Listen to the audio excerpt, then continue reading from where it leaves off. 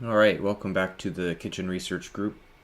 Today I'm going to tell you about a paper that we published recently on circumventing data imbalance in magnetic ground state data for magnetic moment predictions.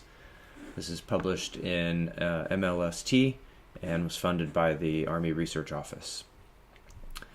So in a nutshell, what the problem that we try to solve is guessing the magnetic properties of materials. This is hard because in a DFT calculation, we specify the atoms and the geometry, and if they're magnetic, we have to make a guess on what are the magnetic moments on each atom, and then we have to solve the magnetic DFT problem, and the solution you get depends on your guesses because there can be multiple magnetic states, and it's important that we find the lowest energy ones.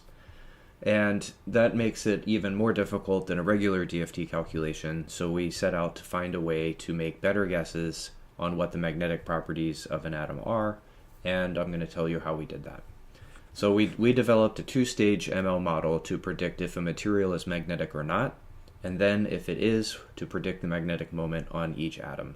And we found in a case study that helped speed up our DFT calculations because of that better initial guess, and we found a lower energy magnetic state than by making heuristic guesses. Okay, so let me tell you why this is so hard. If you go to Materials Project and download all of the data, what you find is shown here on the left. The vast majority of materials in there are not magnetic.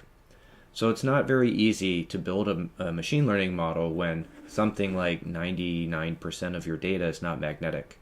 You can simply guess everything is not magnetic and have a high accuracy. And that's what I show over here in this kind of parity plot. If we try to directly build a model on this data, it's so imbalanced that we basically get a terrible, terrible model. No parity, no evidence we learn anything at all, yet the model appears accurate because of the imbalance. Now, you could say, why don't we just filter out the non-magnetic data and then try to build a model on what's left? And the problem with that is, if you have a new system, how do you know? Should it be magnetic or not? And so you can't simply filter it out unless you have a way of saying or knowing in the future that you'll be able to tell, is your material magnetic or not? So to solve that problem, what we did was take a two-stage approach, which is we say anything that has a magnetic moment less than, say, 0.1, we're going to call that non-magnetic. And anything greater is going to be magnetic. So we can build a graph neural net, and that's kind of shown over here. You have a graph representing your system, and we build up these embedding vectors, and then we use those embedding vectors through a neural network classifier that can tell us, for a given material, is it magnetic or not? So magnetic in blue, not magnetic in red. And we get a pretty good accuracy on that, greater than 90% accuracy on whether it's magnetic or not. And that allows us then to filter out in a way that we don't have to make assumptions about whether it's magnetic or not, the different systems. Then for the systems that we predict are magnetic, we have a second stage where we build another model that predicts the magnetic moments on each atom. And that leads to this parity plot down here, which is much, much better. You can see we get good agreement between what we predict and what we predict and what we know are the magnetic moments on each atom. So combining this two-stage model allows us to, for an arbitrary crystal system, then predict if it's magnetic or not. And if it is, we can estimate what the magnetic moments are on each atom. And you can see they're somewhat discretized because different metals have a fairly narrow range of magnetic moments associated with them. Okay, we did apply this to a case study. We do a lot of high throughput calculations where magnetism is important. And in a case like this system here, we normally in the past would have relied on PyMatGen to make the initial guess for magnetic moments, but there isn't one for platinum in PyMatGen. Platinum is not normally considered a magnetic atom unless it is embedded in a magnetic system. So in this system, we found that magnetism was, or spin polarization is another way of saying magnetism, was important, and so it was necessary to make a guess for the magnetic moment on platinum.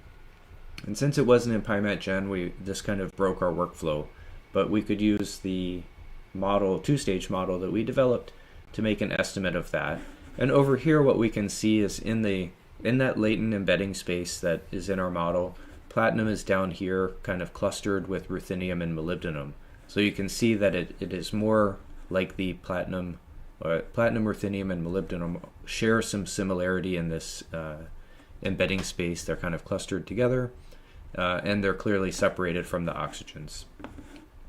And we found that we've got a faster solution, like 30% less computational time than making a heuristic guess, and we got a lower energy solution as well. So using this model was beneficial all around. There are a couple of limitations. We can't predict the energy and magnetic moments, so we can't, for example, tell which is more stable, ferromagnetic or antiferromagnetic. All we can say is what is the most likely arrangement of spins on a particular structure. Doing that would require a new approach to modeling and a new GNN architecture. It would have to have spin degrees of freedom for each atom as outputs and potentially as inputs. So it's kind of not possible with the current approach. And we can only predict magnitudes of collinear magnetic properties. We don't predict magnetic moment vectors, so it wouldn't be usable for non-collinear magnetism.